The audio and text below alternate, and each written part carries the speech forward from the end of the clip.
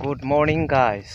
एसे खोमसि नुनो हागौ जेबो नङा बेनिफ्राय दिनैथ' गोबां इम्परटेन्ट खोथा सावरायगोन देहाया एसे मोजां जानायखाय आङो दुब्लियाव माइ गायनायखौ एसे नायफैदों हाहां जानायनिफ्राय दुरबल जादों नालाय आं मा रोखोम जाखो माइया बेखौ नायफैदों स' ट्राइबेलफोरनि हाखौ अना ट्राइबेलफ्रा बायनो हानायनि खोथा बेफोरबादि सुबिदाखौ सोरनि समाव होखो प्रमद बर' सारनि नेतृत्वआव मारै बेबादि जानो मोनखो हारिनि कमिटमेन्ट जाथिनि सेन्टिमेन्टजों फैनाय सासे दैदेनगिरिया बोरै बेबादि दंस'नि लामायाव लांखो आरो दिनैनि समाव अना ट्राइबेलफ्रा हा बायनो हायोबा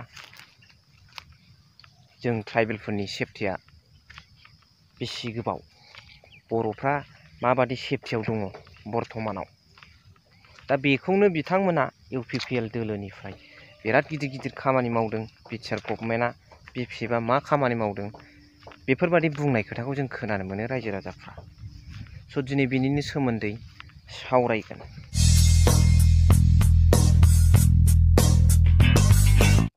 hello everyone once again welcome back to the channel दिनैनि गोदान भिडिअआव नोंथांमोन बयखौबो गोसो गोथारै बरायदों लोगोसे आसा खालामो इसोरनि अननायाव नोंथांमोन बयबो मोजां दं स' माइयानो एसे मोजां गोजोननाय मोनलायथारदों नुफैनायखाय सोमखोर सोमखोर स' गिबियावनो आङो सावरायग्रोनो नागिरदों बे ट्राइबेल बेलेन्ड ब्लगनिखौ लास्टआव ससे सावरायगोन बेनिफ्राय भिडिअ क्लिप्स होगोन आङो सासे दैदेनगिरिया बिनि सायाव मोजां खोथा बुंदों स' बाथ्राया जाहैबाय बाइक क'क्राझार थानायाव निफ्राय बाइकआव सीट बेल्ट गानै आरो न' पार्किंआव लाखिनायनि जुरिमाना 3000 फैदों मानसिया ओरै सानजाथिंजाय एसे गोजाननिसो दा बिथां जाय हमजाग्रा लेखा फैजाग्रा बियो बुंनाय बादिब्ला बिथाङा मालाबाबो बे गोजाम गारिजों क'क्राझारसिम फैयाखै आरो दिनैनि खेथ्रआव बुंनो थाङोब्ला सीट बेल्ट बाइकआवथ' बे जाथावना नङा दा बेफोरखौ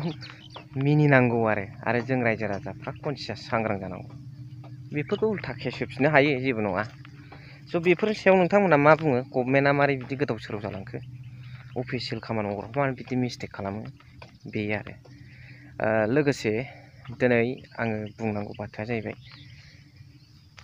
सासे दैदेनगिरिनि मोजां खोथा बुंनायखौ आङो जोबनायाव भिडिअ क्लिप्सआव हैगोन बेनिफ्राय बुंनांगौ खोथाया जाहैबाय ट्राइबेल बेलेन्ड ब्लगआव अना ट्राइबेलफ्रा हा बायनो मोननाय माने बिसोर बुथुमनानै जों बर'फ्रा बेसेबां माहाजोन दं गुबुनफ्रा गोगोम दंसिन नङा होमबा बिसोर बायथुमनानै लागोन आरो बिसोरथ' मालाबाबो फानफिननाय नङा आरो बिसोरनियाव मोनसे साननाय थागोन जोंनो ट्राइबेलफोरनो फानफिननाय नङा अब्ला बे लासैनो सोरबा जुदि ट्राइबेला दाबादियाव जोंनो खोथाथाय खोथा आंखौनो फर एन एग्जाम्पोल होबाय जोंनि बिथा बारि बा गायग्राखौ सोरबा 50 लाखनि बिगायाव बायफैबाय आंहाथ' मा 50 लाख जुदि बिगायाव मोनोबा आंथ' बे ट्राइबेलनि खोथाखौ साननाय नङाना बिसोर होसोमसै नङा होमबा दा अब्ला आङो बेखौ फानगोन 50 लाख बिगायावनो जुदि बारिखौ आङो मोनोबा गाफ्लांदों गाय माइखौ गोदोनानै थायोना सिखारख'नो हाया आरो नैबे गुवार सोसननांगौ दा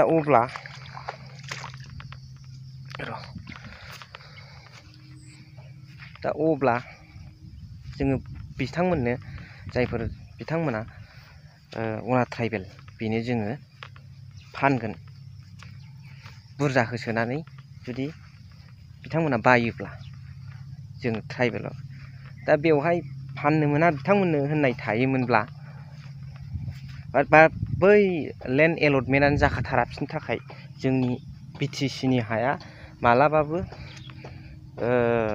लेन्ड एलटमेन्टआ अना ट्राइबेलफोरनि थाखाय जाया होननाय मोनसे लिरखानाय सिगांनि बादि थानायमोनब्ला सेफटि जागौमोन दाथ' गैया हायो आरो हानाया बहा फैसासो नालाय जोङो लब जायो दा बेखायनो बिथांमोनाबो होसोनानै बायफैयोब्ला 1 कौटिसो होयोबा बिगायाव सोर फाना होमबा स' अब्ला बेनि सायाव सासे गोख्रों दैदेनगिरिया बर'नि गोख्रों दैदेनगिरिया मा बुंदों नोंथांमोना खुद भिडिअ क्लिप्सआव नायलांदो बेनिफ्राय जोबनायाव कमेन्ट होबानो जाबाय जे दानि फुङाव बर' दैदेननाय बिटिआर सरकारा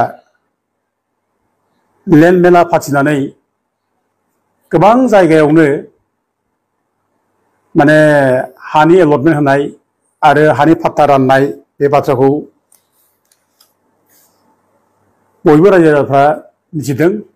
दा बे जानाखि लेन्ड एलटमेन्ट होदों आरो हानि फाट्टा होदों बेफोरखौ खुनु सालिजारि खालामाजासे खुनु नायबिजिराजासे होनाय जादों। जों बेफोरखौ गासिबो मोनथिदों। दा जोंहा ट्राइबेल बेल्ट ब्लकनि बाथ्रा दङ।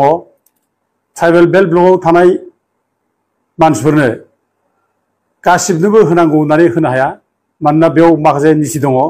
जाय प्रटेक्टेड क्लासनि मानसि बे प्रटेक्टेड क्लासनि मानसिफ्राल' ट्राइबेल बेल्ट ब्लकआव थानो मोनो, हा हु बायनो मोनो। दा बिनि बादै जायनाखि नन ट्राइबेल नन प्रटेक्टेड क्लासनि मानसिफोर बिसोरो बे जायगायाव हा हु बायनो मोना, नामजारि खालामनो हाया, बिसोर एलटमेन्ट मोना, फाट्टा मोना।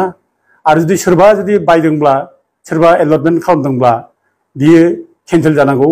बे माने आसाम लेन्ड रेगुलेसन एक्ट बिनि जायनाखि ट्राइबेल बेल्ट ब्लकनि चेप्टार 10 जायनाखि नियम बे नियम बादै बेयाव होखानाय दं रोखा रोखानो। दा गतिके दा बेफोरखौ सालिजारि नायनानैसो बे जायनाखि लेन्ड मेला फाथिबाय बे लेन्ड मेला फाथिनायनि गेजेरजों हा हु राननाय फाट्टा होनाय बेफोर खामानि जानांगौमोन।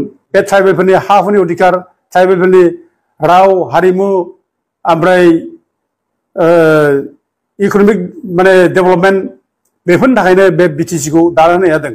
दा गतिके बे बिटिसिया जोंनि सरकार बे आरो बे जोंनि बिटिसिया जोंनि थाखाय जुदि मावाब्लानो जोंखौसो जुदि आलाय सिलाय खालामोब्ला जोंनो जुदि हा हु होजासेनो जुदि जोंनि मानसिखौसो होखारोब्ला आरो मालायखौसो जुदि जोङो बजबनानै लानानै मालायसो हा होनानै जुदि राजनिति खालामब्ला बे अननाय बे अगेन बे आरो बेजों जोबस्रांगोन।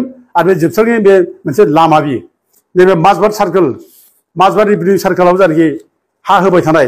दा बेखौ गबिन्द बसुमतारी डेपुटि चिफ बिटिआरनि दा बिथाङाबो दाखालि बुंखांखाबाय जे गावनि माजबाद रिभिनिउ सार्कोलनि आन्दाराव माने हा रानदों, गोबां माने हा गैयिफोरनो हा रानदों होनना बुंदों।